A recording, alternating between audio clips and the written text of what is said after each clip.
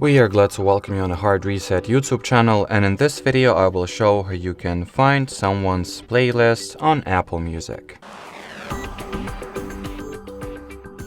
So to start, inside the app, get yourself on the search section, open the search bar, input the playlist name, the playlist that you would like to look up.